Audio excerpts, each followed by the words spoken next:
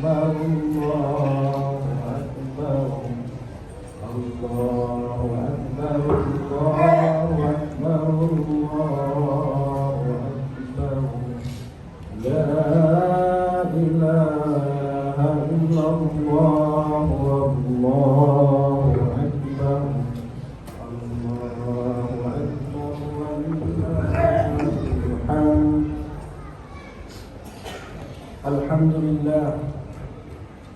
الحمد لله الذي هدانا سبل السلام وأفهمنا بشريعة النبي الكريم. أشهد أن لا إله إلا الله وحده لا شريك له ذو الجلال والإكرام، وأشهد أن سيدنا ونبينا محمدا عبده ورسوله. اللهم صل وسلم وبارك على سيدنا محمد وعلى آله وأصحابه والتابعين بإحسان إلى يوم الدين. أما بعد، فيا أيها الإخوان، أوصيكم ونفسي بتقوى الله وطاعته لعلكم تفلحون.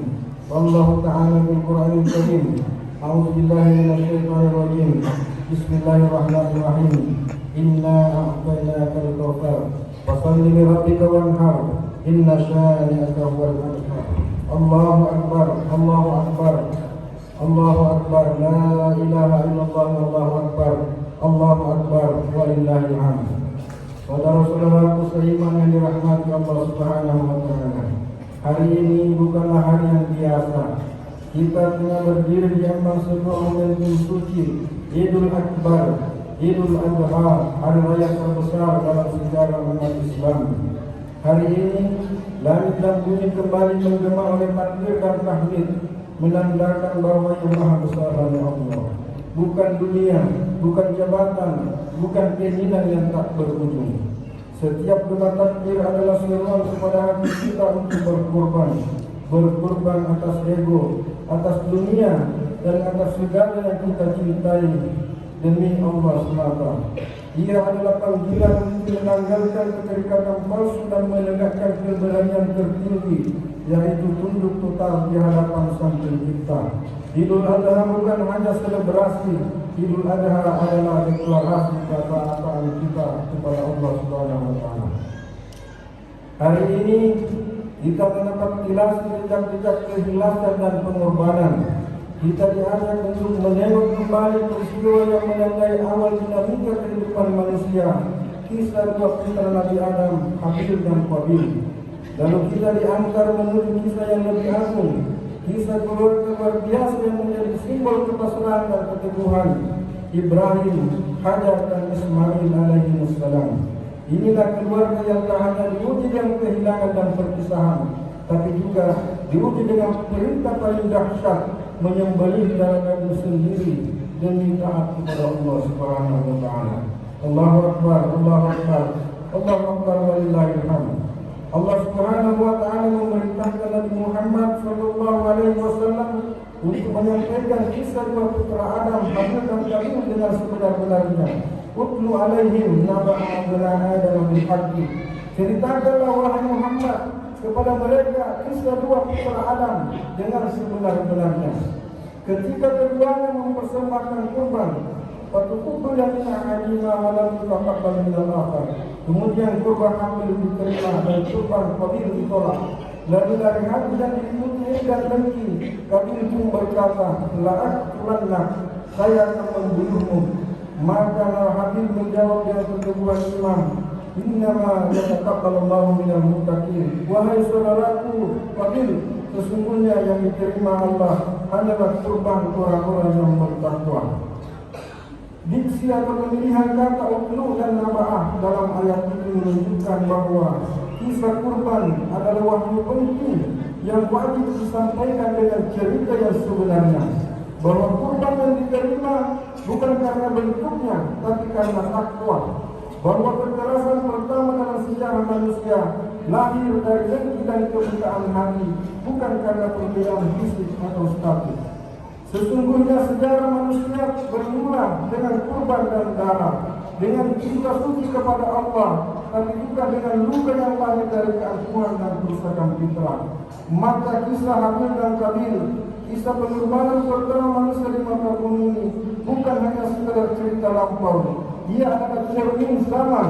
Dan hari ini kita diingatkan kembali bahwa iman menuntut pengorbanan dan dengki melahirkan kehancuran. Allahu Akbar, Allahu Akbar, Allahu Akbar, walillahil hamd. Ketika takbir Idul Adha menggema, kita sedang diingatkan bahwa peradaban manusia dibangun dari kisah, narasi yang menanamkan makna, membentuk iman dan menggerakkan umat.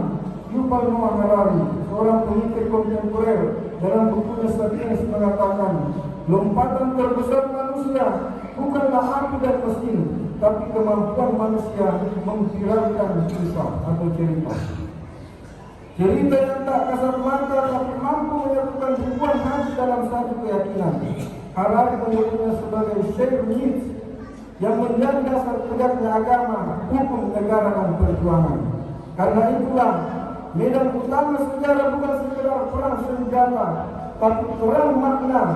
Agama, media dan pendidikan adalah penjaga kisah, penjaga hati, penjaga umat. Itulah yang disebut dengan Ghazwul Fikr, peperangan pemikiran atau perang dalam penceritaan.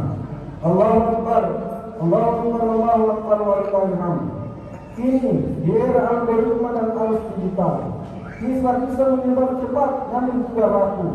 Cerita bisa direkayasa, dimanipulasi, bahkan menjadi topik bagi kebohongan. Viralitas seringkali mengalahkan kebenaran. Hari ini bukan hanya manusia yang bercerita, artificial intelligence pun bisa menulis narasi, tapi narasinya tanpa ruh. Cerita yang terdengar benar, tapi kehilangan kebenaran. Namun ada harapan. Manusia tetap makhluk membangun makna. Kita bisa menyampaikan ruh dalam suatu kisah yang benar. Karena itu, menyampaikan kisah kebenaran hari ini adalah jihad makna. Jika kita diam, narasi kosong akan menguasai kita. Jika kita pasif, umat akan tercerabut dari jati dirinya. Maka sebarkanlah kembali kisah para nabi, tegakkanlah kembali ruh iman dalam cerita-cerita yang hidup. Karena banyak sekali cerita-cerita yang selalu menghampiri kita melalui layar ponsel kita maupun melalui layar komputer kita. Saudaraku, bayangkan jika generasi kita tak bisa lagi membedakan antara kisah wahyu dan kisah buatan. Maka akan lahir generasi yang hafal cerita tapi tak meresapi maknanya. Yang tahu nama Ismail dan Nabi Ibrahim tapi tak menyelami pengorbanan dan keikhlasannya. Hari ini kita wajib lebih dari sekedar pencerita. Kita harus menjadi penjaga makna, menyatu kisah dengan Al-Quran, menyampaikannya untuk menanamkan iman, bukan sekedar hiburan. Karena di zaman ini kisah bisa menjadi cahaya atau kebakar, bisa menghidupkan ruh atau mematikannya. Karena itu Allah perintahkan Nabi Muhammad SAW untuk menyampaikan kisah bil haq, utlu alaihim nama Adam bil haq, dengan kebenaran. Sebab iman tak lahir dari sensasi, tapi dari kisah yang jernih, bersanad dan berpijak pada wahyu. Al-Quran memperingatkan, inna hadza huwal qasasul haqq. Sesungguhnya yang diceritakan dalam Al-Quran itu adalah cerita dan kisah yang benar-benar sebenar-benarnya. Mari kita memilih, apakah kita akan menjadi penonton kisah atau akan menjadi penjaga ruh dan pewaris cahaya kisah para nabi. Allahu Akbar, Allahu Akbar, Allahu Akbar, walillahil hamd. Ibrahim adalah pengharapan yang tak pernah padam. Dia bukan tempat dentuan yang boleh memasukkan Allah Taala. Meski usianya sudah 50 tahun dan belum memiliki anak, Nabi Ibrahim tidak pernah berputus asa untuk berdoa kepada Tuhan meminta anak.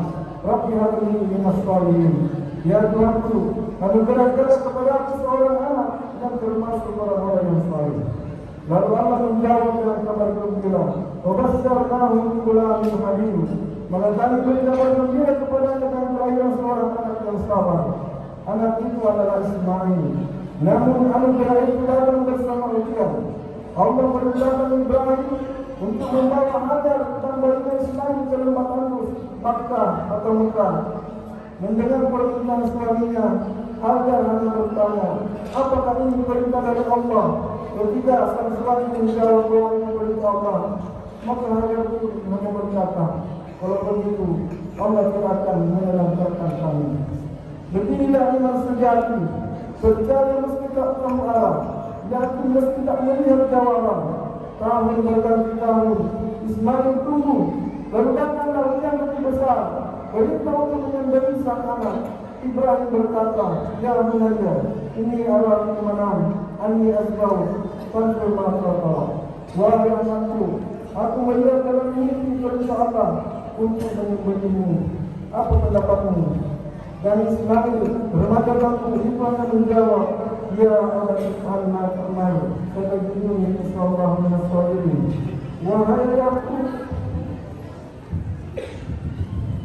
Wahai ayahku, lakukan yang diperintahkan kepadamu. InsyaAllah engkau akan mendapati termasuk orang yang sabar.